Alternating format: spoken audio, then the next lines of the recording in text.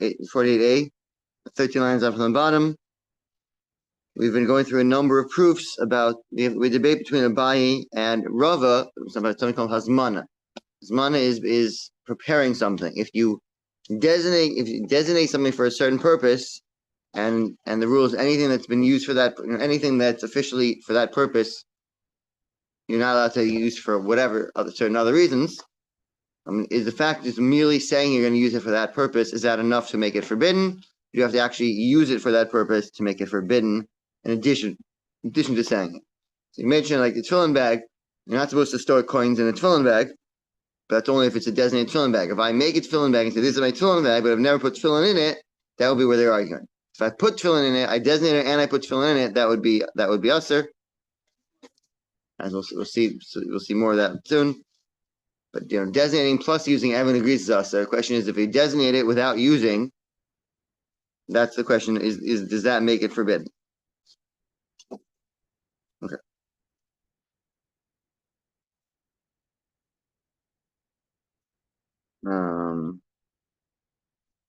It says Tashma.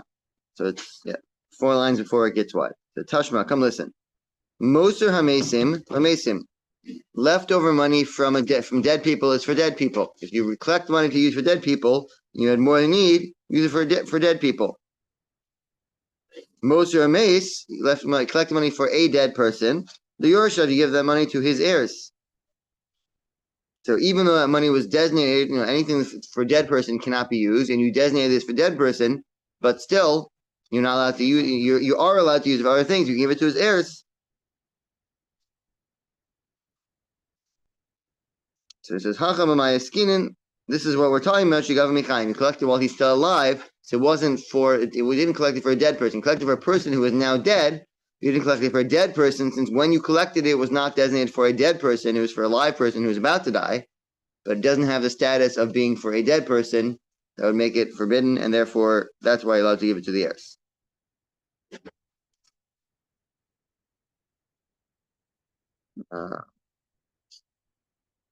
V'tanila, to skip something. Halotaniachi, but we didn't teach it that way. So we're on, for those of you who just got here, we're on 48a, and we're trying to prove that preparing something for a certain use gives it a status of being for that use, and anything for that use is forbidden to use for other things. Does the fact that I say I'm going to use it for this, is that enough, or is it I have to actually start using it first? And the first case, we said we collected money for dead people, because dead people collected money for a dead person, give it to his family, his heirs. So why do you give it to his heirs? It was for a dead person. Say no. We're talking about where you collected in his lifetime, and then he died. That's when you give it to his heirs. But if you collected it after he's dead, then you're right, you would not be able to use it for anything else, even if it's not needed for him. He says, we're up to now, the second line before it gets wide. Halotani hachi, but we didn't teach that way. That we have proof that that's not the right explanation. The Sanan, as it says in the Mishnah, Moser Mesim Lamesim, leftover money for dead people is given to other dead people. Moser Meis Liyorshav. And anything leftover money from a dead person, you give it to his heirs. Tani Allah, we have a brisa that comes to further clarify this Mishnah. Kate said, how does it work? Gavelo Mesim Stam, collecting for just dead people in general without specifying which ones. Zero Moser Mesim Mesim. That's when he said money that's not needed for dead people given to other dead people. However, Gavelo Meizeh, collected for this dead person. Zero Moser Meis Liyorshav. That's what we say, collected for this dead person, you give it to his family. So you see the person's already dead when they collected it. So then you have a question, why is this family allowed to benefit from it? It must be, like Rava said, that designating it is not enough. You have to actually use it to make it forbidden. Response, according to your logic, Amos Sefer, look further in this Mishnah. Rameir says, Lo yigabehenu ad shiva Eliyahu. Don't touch them until the Navi comes. Nasan Omer, Rameir says, Yasenu dimus l'kibaro, make some kind of monument by his grave with it. Or pour wine in front of it, some kind of smell. Do this thing in front of it, but do something, give it, find some way to give it to a dead person.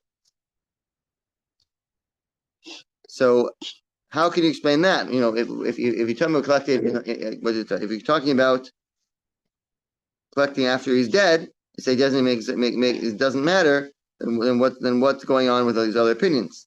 One of them says you're not sure. One of them says you have to use it for this dead person. So that seems to be part of Abai. Rather, Abai Mataris the time. Abai is going to explain it according to his own reasoning.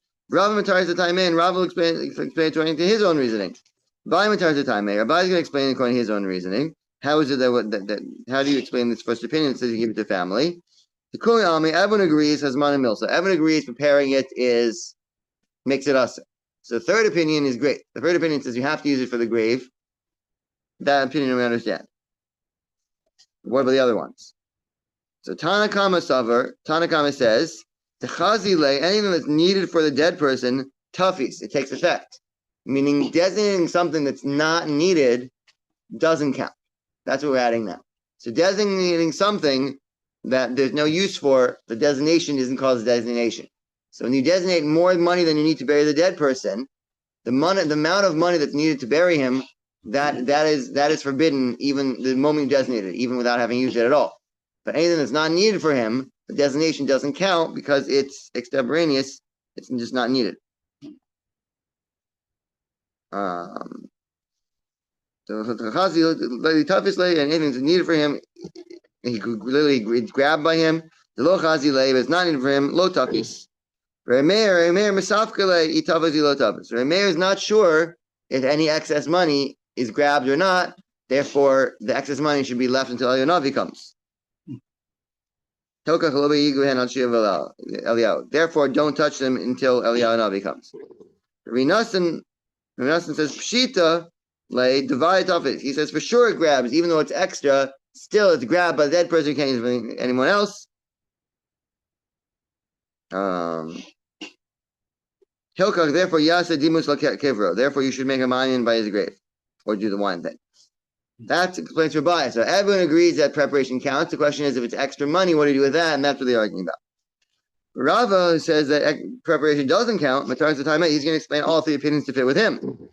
Kollel Alma, everyone agrees. Hasman Lav Mosi, preparation does not count. It's not made forbidden. Tanakama Sava, Tanakama holds. The Tanakama says it's permitted. Is Kibazule, if you embarrass a person, he doesn't mind his embarrassment. He forgives his embarrassment and it's going to help out his heirs. So it's a bit embarrassing. You collect money for a dead person, now you're not using on him. It's a bit embarrassing. Said, yeah, but if his kids are getting the money, he doesn't mind being embarrassed a little bit. They collect this money for him. They want publicizing it's for the dead person, collecting charity, and then you're giving it to his kids. It's embarrassing. But he'd rather his kids have the money and take the embarrassment. It's the benefit of the kids is worth the embarrassment. Rameir is not sure if he would rather be embarrassed or not. Therefore, you don't touch him. If he forgives, he doesn't forgive. He'll go. Therefore, lo yigabahen. You shouldn't touch him at all. Leave the money staying there. Rabbi Nassan pshitale is obvious to him. He doesn't forgive it. He would not want to be embarrassed for the benefit of his kids. Therefore, he was embarrassed. You collected the money. He'll go. What should you do? Therefore, Yasa Dimos al Kivro, you should make a mine by the grave, or Zilos Nasa, or pour the wine in front of his grave, but use them. You have to spend all the money on the dead person. If it's not needed, you can always find some way to spend money. So, because he doesn't want to, the fact you collected it, that's embarrassing now, and he doesn't forgive that embarrassment. Okay, next proof. Tashma, come listen. You avi ve'imo mazarkin vokilim. You have someone who died tragically young, and his parents are grief-stricken. And they start to throw their household possessions on him, the clothing and fancy clothes on him. He's keeping want to pile more and more on him, and bury him with all that, and basically waste all their money. Mitzvah lachem latzil. It's a mitzvah and everyone else to come and take these things off. They're in pain right now, but they shouldn't waste all their money on burying their son. So everyone else is a mitzvah to save them. So when it says hasam over, so you see, if they haven't actually been used at all, just throwing on him, and still there would be it's not forbidden. So they're designated for him. They give it to him, and yet we can still save it. We still save it. So you see that designation doesn't count. So no hasam there mishum mirayu. It's just because of their bitterness. They're in such pain they're doing it, but they're not really planning ahead. They're not saying this is for the dead person, just throw it on him. Sihaki, if so, Hanikani Allah, this is what we taught on this statement. This, I believe, is a brisa. I don't think it's a Mishnah. Yeah, it's not a Mishnah. It's a brisa. So we have another brisa about that explains this brisa. Amar Rabbi Shimon Gamliel says, when is it true that you can save them? Shlo nagamamita, if it did not touch the bed he's on. Well, nagamamita, if it did touch the bed he's on, asurim, then they're forbidden. The parents threw it on them, and anything that touches the bed, that you can't save. That's already designated. So if we're trying to say that designated doesn't count, then why is it if it touches the bed that it's forbidden? Targum will explain the b'mita nikveres imo. We're talking about a bed that is buried with him. Then people are going to mix up with actual shrouds. So once it touches the bed, we say just don't leave it. Even the preparation itself doesn't count. Once it touches the bed, we say people are going to think you can take the shrouds and use them. Therefore, you have to leave anything that touches the bed. But in general, we're saying it could be that preparation doesn't count. It's only what touches the bed that's forbidden. Or it could be that preparation does count. This is not called prepared. Tashma, next proof. We're now 5 lines down on Mem Tes Amud Beis. This is one I talked about earlier. You have a pouch that was made to house your tefillin. You can't put money in it. But if you didn't designate it, just used it once, you put tefillin in at one time, then then you're allowed to put coins in it. So if you designate it to use, then it's aser. If you just used it, does not make it aser. So it sounds like just designate is enough to make it aser. So Amos said, no, you should say it this way. No, if you made it for tefillin and you put tefillin in it, then it's aser. But just making it is not enough. You have to do both. Like Rav Chisda said earlier, that you need to designate it and use it. The Tashma comes to the next proof. Amar Loman, he said to a craftsman, Asali Tik Shel Sefer, make for me what's a good word for a book cover? Chest. They say chest? Yeah. For a Torah scroll. Okay. Chest for a Torah scroll, or Nati Shel Tefillin, or a Tefillin bag. Until he has used them, Kodesh, until he's used them for a holy object, then you can use it for some mundane purpose. Once you've used them for a holy purpose, you cannot use them for a mundane purpose. That one, there's no getting out of it. He said clearly you made it for the Torah, and still, as long as you haven't used it, you can use it for something else. So you see, not like Abai, you see Rava is right, designating doesn't count. No way to get out of that one. So Rava has been proven right. Except there's one way to get out of it. Say, that's only one opinion. Tanaihi. It's Makalogis Tanaim. You're right. Somebody holds like Rava. There's someone out there who disagrees with Abaye, but somebody agrees with him. The Tanya, because it says in the Brisa, it's now talking about tefillin. Sipan Zahavi, covered them in gold. Oshitala Alehen, or Shobahema Tamea, or you put on them some kind of leather from non-kosher animal. Psulos, they're not kosher. Or Behema Tahara, but you put some kosher animal skin on it. Shows they are kosher still. Afal Pish Lo Ibdan Lishman. Even though you do not work the leather for the sake of the tefillin, doesn't matter. You do not need to work the leather for the sake of the tefillin. You can use any old leather as long as it's from a kosher animal. It does not matter how the leather was prepared ahead of time.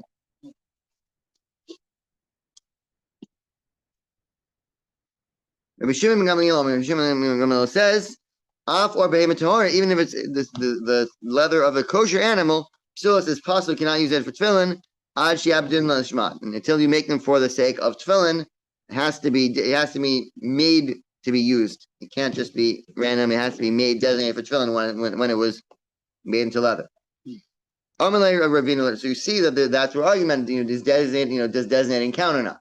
If designating counts, then you can say it requires designating. Designating doesn't count. There's no reason to require it to be designated when it was made. Ravina says to Rava. So that's what we're leaving off. That it's a debate. Now this is going back a step. One of the examples we gave was that you had the original case the argument was you are weaving a garment for a dead person. That was the original case of argument, is weaving a garment for a dead person, does that make it aser or not? So I'm going to Ravina Rava. Ravina says to Rava, Mi ikaduchta, is there such a place? To Rama Mace, you have a dead person sitting there waiting to be buried. And only then they start weaving his shrouds. It's not respectful to the dead person. You should have spare shrouds ready. You shouldn't just start getting them ready after the person dies. Amarle said, yes, it happens. The poor people of Herfania, they're so poor they couldn't plan ahead, and so when someone died, they made a collection. They started weaving at that point. But you're right. Normally you wouldn't do that, but in Herfania they're so poor that's what they had to do. Darish Remember taught Hilchas Kavasi Debai. The halach like a bai, the designating is enough. The rabbi say Hilchas Kavasi Rava. The halach is like Rava, designating does not count. The halach is Kavasi Rava, and the halach is like Rava, that designating does not count. Okay, new topic. Tanur Ban, the rabbis taught Haruge Malchus, people are executed by the king for rebelling against the king. Nexeim Lamelech, their property, the possession goes to the king. Since they rebelled against the king gets their money, their family does not get it. Haruge Beistin, people executed in Beistin, Nexeim Leyoshim, then their family gets their possessions, it is not seized by the court, goes to their family. Yehuda says, Af Haruge Malchus, Nexeim Leyoshim, even the people who killed by the king, even people killed for rebelling against the king, nevertheless, their possessions go to their heirs. Amar Leila Rabbi Yehuda, said to Rabbi Yehuda, who says the possessions always go to the heirs.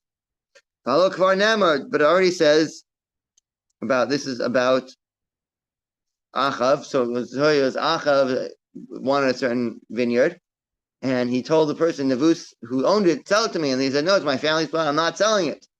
So Achav's wife said, I'll take care of it. Don't worry. I think if I'm recollecting, you go take a nap and I'll take care of it. And she goes and hires false witnesses, and they testify that Navus blasphemed against the king and against Hashem, and they had him executed, and they take the land anyway.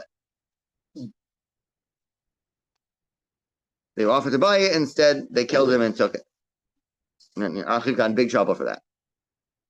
So he said to Yehuda, he named Bikerim Navus Asher Yared Sham Lerishto. Here's the vineyard of Navus that you went down there to inherit it. So you see, it goes to the king. Once he had him killed, then by law he didn't steal it. The problem is that he had him killed. But if he really is true that he rebelled, then he didn't inherit it.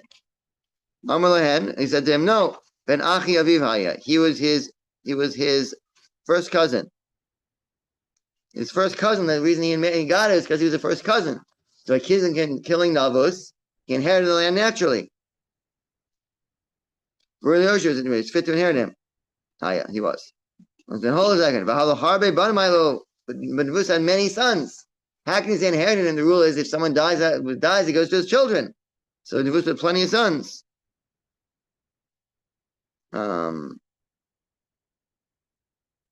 Amar Lehem said to him, he killed him and all his sons. Killed him and all of his sons. That way he was the close relative and he inherited it. Shneim's Pasuk says, Hashem swears, he says, I'll punish you, to make, Navus vest to make bana for Isi. I saw the blood of Navus and the blood of his children. I saw that you're responsible for all that. See, killed him and all his children. For Banan, the rabbi said, what does it mean he and his children? He didn't kill the children. Who Banim Aruin Latzeis Mimenu? That's talking about his potential future children. Killed him and all the children he could have had, and now he can't have because not a lot. But the children he had already were not killed.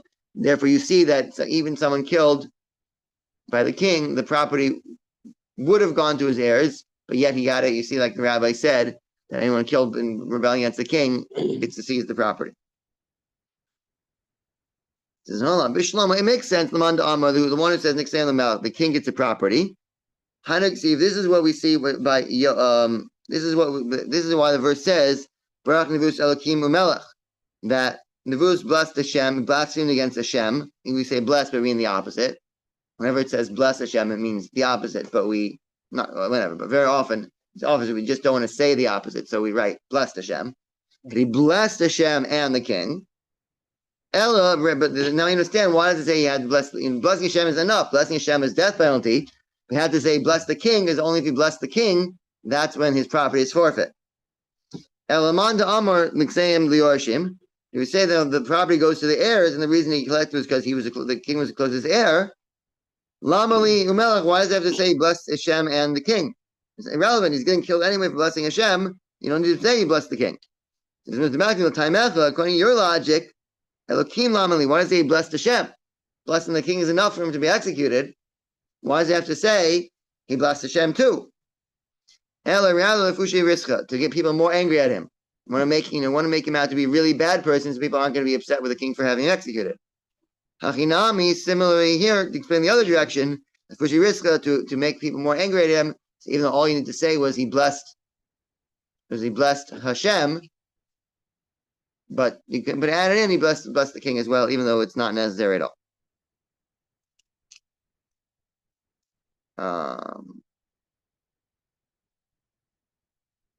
Just lost the spot. Fine. It says Bishlam, the second wide line. Bishlomo lamanda amanech seim lamelech. It's fine according to the one who says the property goes to the king. Hainu diksiv. That's why it says this is about another person. Vayanes Yoav el Oel Hashem. Chazim Karnaf. That Yoav. So when we actually just read this in Haftorah a couple weeks ago by Yivechi, that when King David died, he commanded his son several things. One of the things he said was make sure that Yoav gets killed. Execute Yoav. I can't do it, but I need you to execute Yoav. Find a way and execute him. And at some point, Shlomo went to do it. He says he said go kill Yoav. Yoav had been an advisor for Adoniah. Adoniah tried to rebel against him, and therefore since Yoav came to rebel against him, he's punished all by that. Vayanes Yoav el Oel Hashem. Yoav ran to the base of Mikdash, and he grabbed onto the corners of the Mizbeach. See, the verse says, "Vayomer lo." He said to the person who sent, we'll see that Benayu and Hilda was sent to kill him, or sent to bring him for trial. No, I'm going to die here. You can't, you're not taking me alive. Really means you're not taking me to David. I want a trial by Beis Din, not by Hashem, not by David and Melech directly. Elamanda Amar. So that's why he ran away. He doesn't want to be tried by David and Melech, because if he's tried by David and Melech and found guilty, he's going to lose all his money. The heirs won't get it. But if he's just executed plain, then the heirs will get the money. Elamanda Amar Niksayim Liyorshin. The one who says the property goes to his heirs. What's the point of running and grabbing on? You're going to get killed anyway. He's saying, kill me here. So what's the point? The answer is the Chayesha. No, he'll live a little bit longer. And you're right. He's going to get killed either way. And it makes no difference monetarily, but he'll live a few minutes longer if he's grabbing on and forcing them to kill him, not willingly going to trial. He'll live a little bit longer. Now another verse is V'yash Benayu es Melech Davar Lemor. Like when Benayu went back to the king and told him what Yoav said, Lemor Kodi Bar Yoav. This is what Yoav said. V'choanani. This is how he answered me when I tried to bring him to you. Amar Le. What he said? He said to him. So he said back to Benayu. Zil Emalei. So this is what Yoav said. Yoav said through Benayu to David Melech, Tarti lo tavid b'hai gaver. You can't give me two punishments for what I did. If you kill me, kabalatusa delati avuch, then you have to accept on yourself the curse that your father gave me. Your father cursed me. So if you're gonna kill me, then this curse is, the killing is already enough punishment for me. That means the curse is no longer applicable to me. That means the curse is gonna come back to you. If you curse someone for no reason, the curse goes back to the person who gave it. So if you kill me, the curse is gonna rebound onto you. You have to accept on yourself the curse that your father cursed me. Vilo, and if not, you don't want the curse. Shavke deleko, so leave me in. Let me have this curse and don't kill me. But with the curse that your father cursed me. The king said back, yeah, do what he said. Kill him and bury him. I'll take on myself the curse. So Amar Yehuda, Amar Rav Yehuda said the name of Rav. Kol HaKlal she killed David as Yoav. All the curses that David cursed Yoav, and Skami Bazario shall David came out in the descendants of King David, and all came back to bite him. What does he say? He said, "Al yikrasmi menu, al yikrasmi base Yoav zav v'matzora machzi v'pelach v'nofel b'cherev v'chasir lechem. So it said it should not end from the house of Yoav. Someone who is Zav is someone with Ziva is some kind of emission. Torah, someone with Stras. Magzi Pelach, someone who can't walk, he has to lean on some kind of walking stick. V'novel b'cherev, where people kill with a sword. V'chasir lechem, people who are lacking bread have to be supported from charity. So where do you see all these things happening with the descendants of King David? Zav, who's Zav? Rechavam. Rechavam, Shlomelech's son. See if it says about him, V'amelech Rechavam his ametz, King Rechavam strained himself to go on a chariot, lanus to Yerushalayim, to run away to Yerushalayim. It says he went on a chariot. Now where is chariot mentioned? The Ksir says in the Torah, V'chol America of any writing item, Shayukar V'lav, that you write on it, and the word for chariot and the word for writing item are the same thing. Zav, the Zav goes on, and the Yitro will go on. So you see the context of this word is used as a writing item for someone who's Tameh as a Zav, standing as a Zav. And we use that same word for Yoah, for what's his name? For Rechavam. See, Rechavam was a Zav. That's why I use that word for him. Matzora, who had Tziras? Uziyahu, about Uziyahu, Diksiv. The verse says, V'chazakto, and as he got strong, Gava Libo, that his heart got haughty, Adash, he's up to the point of destruction. He mal b'Shem Elokav, and he stole against Hashem as God. He desecrated Hashem. When I do that, V'yovel Heichal Hashem, and he went into the sanctuary, the Haktir al Mizbeach HaKetoris, to bring a sacrifice on the Mizbeach designated for incense, even though he was not a Kohen. See, the pasuk says, "V'tzras zaracha b'mitzcho," and the tzras shown on his forehead, he got tzras as a punishment for that. So you see that descendant of King David had tzras. Magzi Pelech, where do you find someone Magzi Pelech who is holding onto a walking stick of some kind? We see the verse says, "Rak, however, le'ezik naso," that toward the end of his life, Kollel raglav, his legs got sick, he wasn't able to walk. So Amar Rav Yehuda Amar Rav, Yehuda says his name Rav, Pudgara grabbed him some kind of disease that gets rid of the ability to walk. Amalei makes it very hard. Amalei Marzutra berated Rav Nachman. Rav Marzutra said to Rav Nachman, the Rav Nachman said, the son of Rav Nachman said to Rav Nachman to Rav Nachman, "Hey, what is this disease like?" Amalei Kabamacha Basar Chai. It's like being stuck with needles in living flesh. So Miyayana, how does he know that? How does he know what it feels like? If you want, you could say he experienced it. He suffered from this ailment himself. If you want, you could say no, he had a tradition from his rabbi. His rabbi explained to him what the disease felt like. If you want, you could say that the secrets of Hashem are given to those who fear him, and his covenant to let them know that the greatest rabbis of the generation and people who fear Hashem properly have insider information. Hashem reveals to them secrets of the Torah. So maybe he knew this just because Hashem told him. And two left. No, people kill with a sword. Yoshio, that's referring to Yoshio. You see the verse says, "Vayoru hamorim b'melech Yoshio." That the Hayorim, the people who shoot arrows, shot the king Yoshia. I mean, Yehuda Amarav, Yehuda says name Rav, Sha'asa Kol Gufo Kfar. They made his whole body like a colander. He was so full of holes from the text that he was like a colander. So you see that he was killed with a sword. People lacking bread, miyachnia. That's from Michania. So the pasuk says, his meal was a permanent meal. Nitnu lo was given to him. He was a guest of Nebuchadnezzar his whole life. Not his whole life, not Nebuchadnezzar's son, Eva Merodach. That after King, he was put in jail and blind and put in jail during the time of Nebuchadnezzar. Nebuchadnezzar died. He was taken out of jail. He was a blind man. He was fed on the table of Nebuchadnezzar's son, Eva Merodach. He was fed by him, but he did not have his own finances to support himself.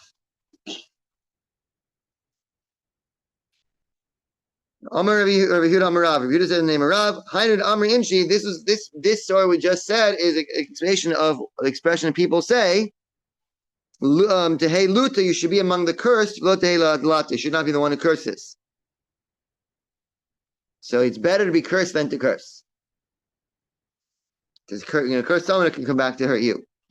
So now we're going through the rest of the story about Yoav. So Asula Yoav, they brought Yoav to Beis Din, Dainay, judged him, not in front of King David, but in general, the general Beis Din, they judged him. Amar Lei, they said to him, "My time katalti la Avner. Why did you kill Avner? You murdered Avner." And we'll see the story later on here. Hopefully, we'll get to there today. But but Yoav killed Avner. So Amar Lem, he told them, who said to them, "Go Adam, I am the blood avenger de Ashal Have. Avner killed my brother Ashal. It's my job to avenge him. So I'm permitted. You're the close relative, permitted to kill the person who killed your relative." So they say, hold on a second. Ashal Rodef Hava. Ashal was trying to kill Avner. There's a fight. There's a chase. Ashal was very, very fast. He was chasing Avner, trying to kill him. They were on opposite sides. Avner was on the side of King Shaul. This is after King Shaul died, but they made King Shaul's son king. Avner was the one propping him up. Yoav and his brothers were on King David's side. There's a little fight, and then so Yoav's brother Ashal started chasing Avner with intent to kill. So you see, he was chasing in self-defense. Then Avner should not get punished for killing him, and therefore it was a murder for Yoav to kill Avner. So Amrlei said to him, "Haylo hatzil be'achad me'avarav." He said, "No, he was a murderer because the rule is if you're being chased, if someone's threatening to kill you, you're only allowed to kill them. There's no other way to save yourself. If there's another way to save yourself, all you do, they should have hit him somewhere else. They should not have killed him. So you see, it is murder, and therefore I'm a blood avenger. I'm allowed to do it." So Amrlei lo yichile. No, he couldn't have beaten him. He was desperate. He had to strike him. He had to kill him. He couldn't. There's no way to stop him without killing him. Yoav said back to him, "No, it's not true. Hashim dofen chamishis kiven." They got him right between the fifth rib. What's special is the fifth rib? Makom shemar v'kavei tuliim, place where the spleen, Shamar's gallbladder, and the liver are hanging there. They got him right through the gallbladder and liver, cut him through that, which is deadly. He couldn't have gotten it. He couldn't have stopped him some other way without actually killing him. It's such a precise strike, kill him in one, a very deadly strike. It requires great precision. For sure, he could have hit him somewhere else. So Amalek said, "Nazal Avner, fine, okay, fine. Let's forget Avner. Your responses are good. My time Katalte La Amasha. Why to kill Amasha? Amasha was another person King David had appointed general instead of in place of Yoav. He basically fired Yoav, put Amasha in charge, and Yoav went and killed him." So Amar Lehu, he said to them, "Amasha more Malchus Hava." Amasha had rebelled against the king. How do we see that? The verse says, "The Yomer Amelech Lamasha." The king said to Amasha, "Hazek li es ish Yehuda shloshes yamim." He said, "In the next 3 days, bring me, gather the forces of the tribe of Yehuda." They come Amasha Hazek as Yehuda, and Amasha went to gather the forces of Yehuda.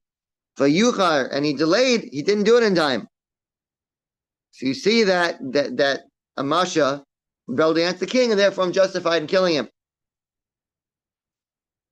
So they're saying, Amalei, no, Amasha achin v'rakim darish. Amasha understood in the Torah when it says ach or rak, it comes to limit something. And whenever it says that about something, it comes to limit the scope of whatever we're talking about. See if the verse says, the king said to Amasha, I just went back. Ashkechinu, when he went to gather the troops of Yehuda, the pasuk lu masechta in the middle of learning. The verse says, "Ksiv kol asher kol ish asher yamer es picha." Anyone who rebels against your word, lo yishma es devarecha, does not listen to the word. This is done with the king. L'chol asher titzvenu, you must. And if anything command him, he should die. You see, you have to listen for anything. Yachol afilu divrei Torah. Even what about? You might think even the words of Torah, even the learning Torah, you have to listen to the king. Talmud the verse says, "Rak chazak v'amatz." You should be strong and have good courage. You see that if the king commands to violate the Torah, you don't have to listen. So he didn't do anything wrong by waiting. And the rather, hahu gaver more than malchus hava. This is why Amasha was considered to be rebelling against the king. That was justified for Yoav to kill him.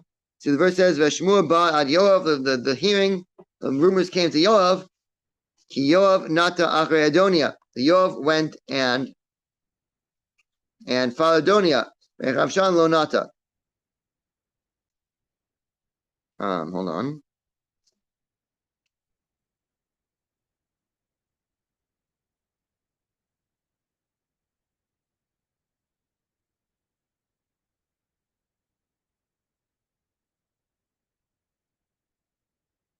Yeah, so he came in, he was scared.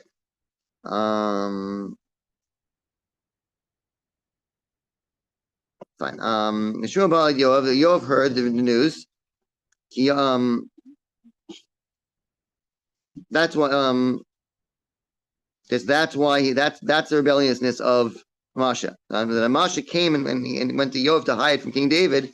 That itself was rebellion. That's why Yoav killed him. And it says Yoav nater achei Adonia. Now Yoav went after Adonia. Avshalom lo nati did not go after Avshalom.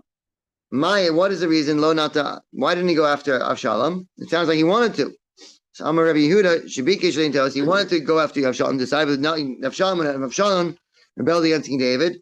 Yoav wanted to join them, and he didn't do it. Why not? My time lo nata. Amar Rabbi Gleizer adayin lichluchis shel David kayemis. At that point, still the moisture and the strength of King David was still around. He was strong enough that he would have gotten Yoav. When Yoav went after Adonia, that was still in King David's lifetime, but Yoav doesn't have the strength to fight against Yoav at that point. Rabbi Yossi, Rabbi Yechanina, Amar, Rabbi Yossi, the son of Rabbi Yechanina says, Amar Adain at Stagnine shall David Kaimin. The astrologist of David were still around. Amar Rabbi Yehuda, Amar Rav, Rabbi Yehuda said the name Rav, Arba Meos Yeladim Hayilo David. David had 400 children. Kulam ben Yefas Torah. They're all the sons of Yefas Torah. The rule is by Yefas Torah. You fight a war, and you're allowed to take a wife in the war, and those children have unique halachic status. They might not be Jewish because the mother wasn't Jewish. There are 400 sons like that. I have to keep putting my finger on the spot. Fine. Kulan b'nei Yavas Torah hayu Megdali blois. They grew chops. I don't know how to say that in English. Chops, Yiddish word. Front locks of hair. Mahalchin b'reshe gaisos, and they go and lead the armies, and they're very scary. Hayu they would. V'hein b'alei grow from Shel David. They were literally the fist men, the masters of fist for King David. They would do what needed to get done. So Yoav was too scared of them to rebel. This argues on Rabbi Abba Bar Kahana. The Amar Rabbi Abba Bar Kahana, that Rabbi Abba Bar Kahana said, David, if it had not been for David sitting and learning, Lo Yosef Milchama, Yoav had never been successful in wars. Yoav, and if it hadn't been for Yoav, who was fighting wars, Lo David Torah, David would not have been able to learn Torah. See, the verse says, "V'hi David osa mishpat u'stakel chamo." David Melech was doing judgment and righteousness for his whole nation, meaning learning Torah. Yoav ben Tzruya al tzava, and Yoav ben Tzruya was the leader of the army. So they go together. Why are we putting that in one verse? Ma tam David osa mishpat u'stakel chamo. How is it David Melech was able to do justice and righteousness for his whole people? Shum de Yoav al tzava, because Yoav was managing the army. David Melech didn't get involved. Ma tam Yoav al tzava. Why was Yoav on the army? David also because David was sitting learning, doing justice for his people. Therefore, Yoav was able to win in war. That provided the merit that Yoav win. Yoav gave David Melech the time to learn, and David Melech's learning gave Yoav the merit to win in the war. You see that there was a good partnership. Okay. So it says, "Vayetze Yoav im David." Yoav went out from King David. Vayishlach malachim achrei Avner. So now we're going through the story now. So until now we're talking about Yoav. Now as a tangent we're talking about how did Yoav kill Avner? I mentioned before Yoav killed Avner. We're seeing how that worked. So So what happened was Avner was away. Yoav was away. Avner switched sides. Avner had been on the side of Mephibosheth, and Mephibosheth yelled at him and got into a fight with him. And Avner said, "I'm the one propping you up. I'm the one keeping you safe. Now you're accusing me of misconduct," which he kind of had misconduct. Avner had relations with Shalom Melech's concubine. So, Mephibosheth was basically stuck, in a rock and a hard place. He had to chastise Avner, but he needed Avner. So he goes and chastises Avner, and Avner says, "I'm propping you up. That's it. I'm still doing this. I'm going to David Melech's side."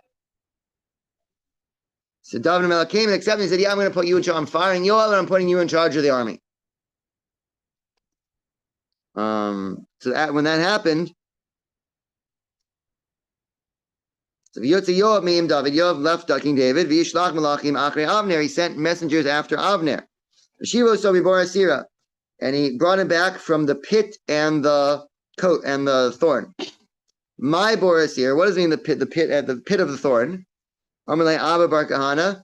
Bor Vasira Garmilov Avner Shiharik. A pit and a thorn caused Avner to be killed. What's that talking about? There are two episodes. King Shaul was trying to kill was chasing after King David. And there are two episodes that King David had a chance to kill King Saul, and he didn't do it. One place he stole his water jug. A place he cut off a corner of his garment. Both times he came and said, look, see, I have no malice towards you. I'm not trying to hurt you. I could have killed you when I stole the water jug. I could have killed you when I ripped the corner. And Avner said both times, no, it doesn't prove anything, because you must have left your jug by the pit, by the pit, and your garment caught on a thorn, and you ripped there. There's no way David was that close to you to do it. And by pushing that aside, then he kept the fighting going, and that's why he deserved to die. So because of this mistake, he didn't deserve to die for killing Amasha, but he did deserve to die for the way he talked about the pit and the corner and the thorn. Continuing the story. Yoav brought him to the gate, to speak to him deceitfully. Amar Rabbi Yochanan, Shadanu din Sanhedrin, they brought him in front of the Sanhedrin. Amar said to him, my time, why did you kill Ashal, my brother? So Ashal wrote it, Ashal was chasing me. He said, no, you should have saved him in some other limb. Why did you kill him? I couldn't have killed him any other way. The same thing we said earlier. Hashtan, now, you got him exactly in the fifth rib.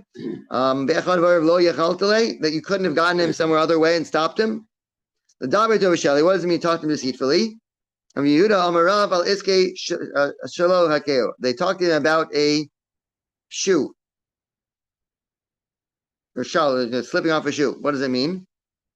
So he said to him, he asked him a question. He said, if a woman had no hands and she had to remove the shoe of her brother-in-law to perform chalitza, how would he do it? So he bent on the ground and pantomime on taking off a shoe with his feet. Now, if you're on the ground pretending to remove a shoe with your feet, it's not exactly a position that you can defend yourself in. And you have just killed him when he was in that position. Like Keu Sham al Chomesh, and he hit him on the fifth rib. What does that mean? Amar Rav Yochanan says, what is it? What's special about the fifth rib? What does it mean on the fifth? It means the fifth rib, Makam Shemar v'Kavei Tilimbo, the place where the spleen and the liver are hanging there. He says v'Heshiv, and so that's the story of Avner. Now we're going back to Yoav. V'Heshiv has Hashem es damo al rosho, that he brought the blood to him on his head. Shepaga b'shnei anashim tzadikim v'tovim menin, as he killed two men who were more righteous and were better than he was. Tovim, what makes them better? Shadorsh and Achan v'Rakim, they both learn out this distinction of that to not follow commandment against the Torah. This Ach or Ach, you shouldn't listen. Both Avner and Amasha were commanded to do something against the Torah, and they didn't listen. Amasha mentioned they're commanded to get the people and stop them from learning, and they didn't do that. Avner was commanded to kill the city of Nov, and he said to King Shaul, no, I'm not doing it. They both refused to break the Torah, but Yoav, when he was told to kill Uriah, he did it. King David said, go kill Uriah, and Yoav went and did it. He did not listen. He did listen to the king, but he did not hold himself back. Let's try to finish up the parak. Darish, he didn't do it. Tzadikim, they're more righteous. Shein b'peh, they were told explicitly by the king, break the commandment like you just said. And they didn't listen. Who be Geras? And he was said in a note, and he listened, and he killed Uriah. V'masha lo nishmar micherev asher biyad Yoav. Amasha was not careful about the sword in the hand of Yoav. Amar Rav shelo chashto, he didn't suspect him to kill him. Via kaber base of a midbar, that Yoav was buried in his house like in the midbar. At the base of a midbar, his house was a midbar. Amar Rav Yehuda says the name of Rav. Midbar, his house was like a wilderness. My midbar moved the Kollel, looks like in the midbar, the house is open to everyone. The house of Yov was open to everyone. He invited anyone in at any time. L'chol davar, anything. Davarach, another explanation. L'chol, for anything. Davarach, another explanation. Just like in the wilderness, there's no one there, so it's clean of stealing and forbidden relationships. There were no stealing or forbidden relationships in the house of Yoav. It's a holy house. Yoav sustained the rest of the city. Omer Rav Yehuda was some kind of fish brine, even this fancy fish brine food time that he would eat, person who would still make available for his guest. He was very, very generous. How do I think about it?